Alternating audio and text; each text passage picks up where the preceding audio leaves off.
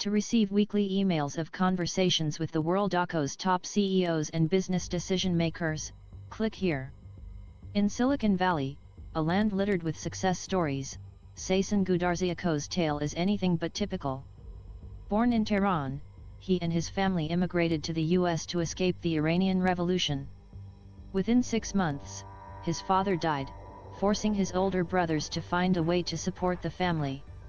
Coming to America as a 9-year-old, Goodarzi says he faced not just a new language and unfamiliar culture, but outright hatred and bullying in school, which stifled his love of learning and led to him graduating from high school in Orlando, Florida with a C- average.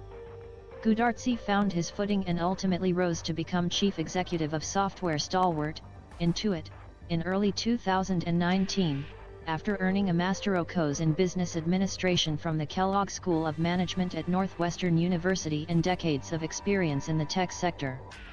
Still, his early struggles inform his management style and worldview. When global protests over Iran-OCO's treatment of women erupted in September, Goodarzi spoke out. The amazing people of Iran are showing what the Acor made of, he wrote on Twitter in early September.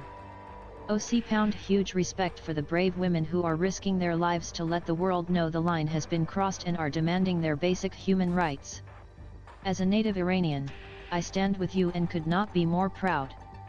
A few weeks later, he urged his peers to get involved. If you have a platform, make your voice count, he tweeted. Intuit, approaching its 40th anniversary in 2023, develops and operates a collection of software products and services aimed at helping individuals and small businesses manage their finances. But Goodarzi sums up the company's broader aims as a mission to power the prosperity of those that we serve. The Mountain View, California-based company's offerings include TurboTax, QuickBooks, Credit Karma, Mint, and MailChimp. Since assuming the role of chief executive, Goodarzi has not only set ambitious goals for Intuit's growth, but has also made a bold public pledge to the company's customers. That is, to double the household savings rate for people using Intuit's services and to improve the success rate of small businesses on its platform by 10% over the national average by 2025. The average U.S. household saved about 7.9% of its disposable income in the 2 years before the pandemic, according to the OECD, and only half of small businesses survive beyond their 5th year. To date, Goodarzi says Intuit has surpassed that small business success rate and is over halfway to the household savings rate goal. Time spoke with Goodarzi recently about how the slowing economy is affecting his customers. He laid out one of his top concerns as a CEO, and talked about what it takes to get hired at Intuit.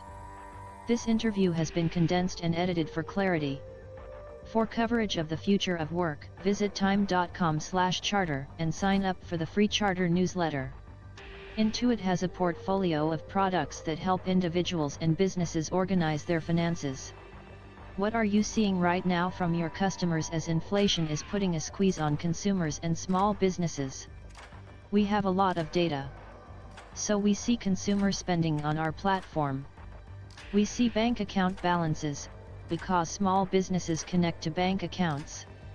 We actually see the number of employees and we see worker hours paid and hours worked.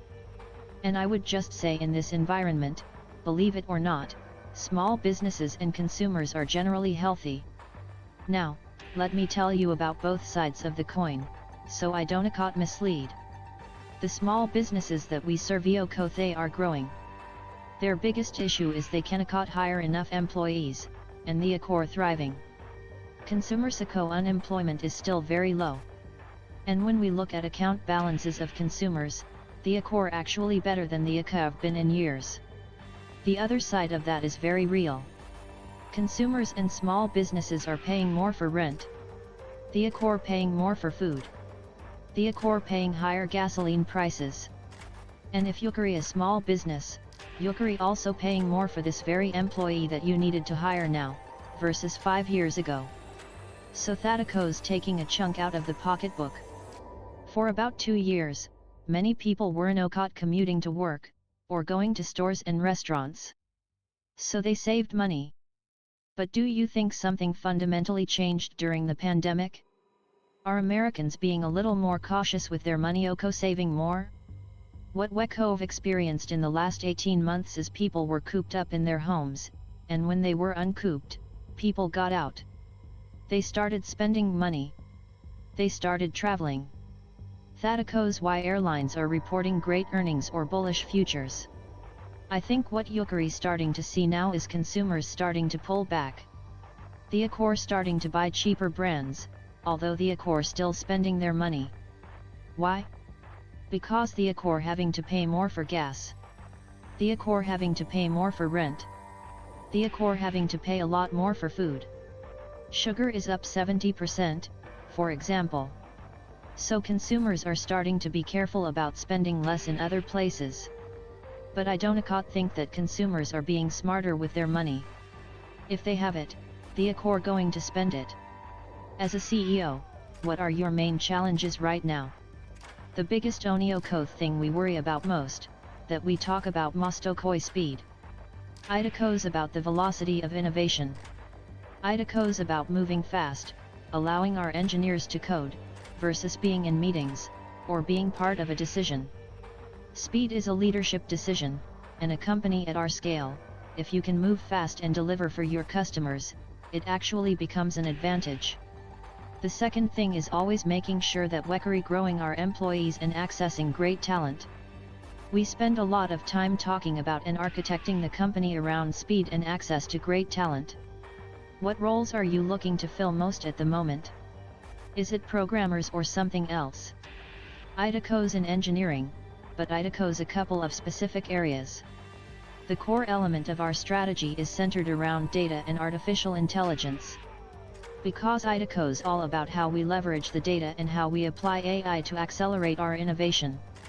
Therefore, the areas where we have added a lot of talentako and we continue to look for talentako data scientists, data engineers, systems engineers that can think from a systems perspective, and mobile application engineers. If Yukari someone who has that kind of expertise and Yukari interviewing at Intuit, is there a surefire way of getting the company interested in you? Well, let Akos use a data scientist as an example. We have a process that we call A for A, Idakos assessing for awesome. That includes a one-to-one conversation. But there occurs also a panel conversation of 2 or 3 people. That data scientist gets a case study, and they have to come in and present to that several-person panel, and explain how they would handle a situation. The things we look for from a data scientist is 1, do they think about the problem from the lens of what the Accor going to do for the customer and the impact the Accor going to have for the customer? Because at the end of the day, our boss is the customer. And 2, do they actually have the ability to apply their data science craft and demonstrate it, not just talk about Idako, demonstrate their capability around what technologies the Accor familiar with, what code the Accor familiar with, where they think technology is going, and how they would apply that to the customer problem. And then, of course, the third thing is interaction. How do they interact? Are they going to be able to work on a team? Because a data scientist cannot work alone. If I am hiring a data scientist executive, I'm really looking for the same things. But also asking, can they lead at scale? Do they know how to hire great people? What track record do they have of transforming an organization? Lots of people in your position are saying Idako's really difficult to hire great people with the job market still very competitive. Is Intuit doing anything differently as it relates to hiring? Idako's been a challenging environment to hire the best of the best. If Wekari competing with another company, once we get a candidate to visit and learn about the problems that they would solve for our customers versus somewhere else, our acceptance rate has been very, very high.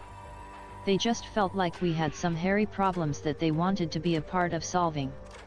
Also, our attrition rate in the last year was 5 points lower than any of our peer companies. With all that said, access to talent has been hard, but Wekov been able to achieve our hiring ramp in the last couple of years. Apart from this need to tackle thorny problems, what else do you think is drawing engineers to Intuit? Well, I'll tell you what I hear from the folks that we hire. I talk to new hires, and I also spent a lot of my time doing chats with our frontline engineers at our different sites, particularly those that have been with us for 1 to 3 years. I get a first-hand feel for what they love, and also what we need to improve, which is a question I always ask them. The big thing is they like actually working on things that will impact another human being.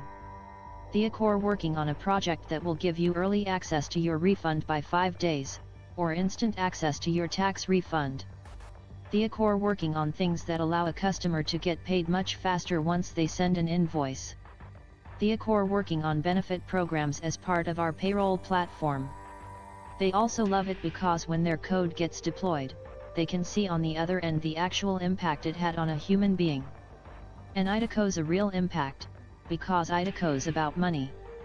Those are the things that really get the heartbeats of those new hires going much faster, and why they choose to join the company. When you have those conversations with them, what are some of the things they say you need to improve? The consistent themes I hear: they love how customer-centric we are. They love our culture. They love how everybody's here to help each other collaborate and win. But they wish we would make decisions faster, and they wish they did not have to attend as many meetings to get their work done. In all those areas, Wekari getting better, but I consistently hear the same thing. Meetings are a real thorny issue. Have you figured out a way of reducing meetings and accelerating actual work? If so, do you have any tips? First of all, WECOve improved a lot in this area. We are nowhere near where we need to be. There are a couple of things we are doing. One is, we set no meetings in the afternoons for our engineers. One of the big things with engineers is you don't want to distract them. They can't code for an hour, jump into a meeting, come back and code for an hour, because they have to spend 20% of the time after they come back to figure out where they left off. So, now they always have 4 or 5 hours of uninterrupted coding time. IDECO's working, and we continue to monitor it. We also realize IDECO's not being followed everywhere in the company, so we keep working it out. IDECO's a good one. Any other tips? The other is the concept of two-way doors versus one-way doors. The majority of decisions we make, there are two-way doors. If you make it and you made a mistake or it was not a good decision, you can come back in. A one-way door is once you make the decision, you cannot just turn around and say, oh oops. If you pay $10 billion for an acquisition, you don't just turn around and say, oh oops. IDECO's a one-way door. So what Wekari working on is being clear, and IDECO's something Wekari working on right now actually, is being clear that 95% plus of decisions are two-way doors, and to enable our teams to move without having to get into meetings. Because a lot of the meetings are two-way doors where you get into a meeting and Wekari presenting to management, you don't even need to do that, just go do it. But culturally, there is a sort of need for a manager wanting to call a meeting on something that they don't need to. So IDECO's what we are working on, and we believe it will work. The other is continuing to get better at when you have a meeting, good hygiene. Why are you in the meeting? What decision are you going to make? Who are the 3, 4 people you need in the meeting, versus 50 people in a meeting? And then it should be a decision meeting or an ideation meeting. You should not get into a meeting just to inform someone and provide an update. That can be done asynchronously. So those are the things that Wekari working on. As we all emerge from the pandemic, WADICO's your opinion about whether work needs to be done in the office or not. When the world shut down in March of 2020, we overnight went virtual right now we have over 17,000 employees. We went home overnight. And the good news is Wekari a technology company. We have all the tools and we could work virtually. And frankly, many things over time accelerated, because people were actually more productive and effective. So we felt like we needed to really step back and think about what we wanted to do, versus just assuming we all come back to work. What that means to us is that we announced that Wekari letting mission-based teams decide which days they want to come together in the office and work, and which days they want to work virtually. We did not prescribe, OC you have to be in the office Monday, Tuesday, Wednesday. We're letting teams do it, and the reason for that is when we sent everybody home overnight, we did not give them instructions. Everybody just worked virtually, and then we figured out how to work in our mission-based groups.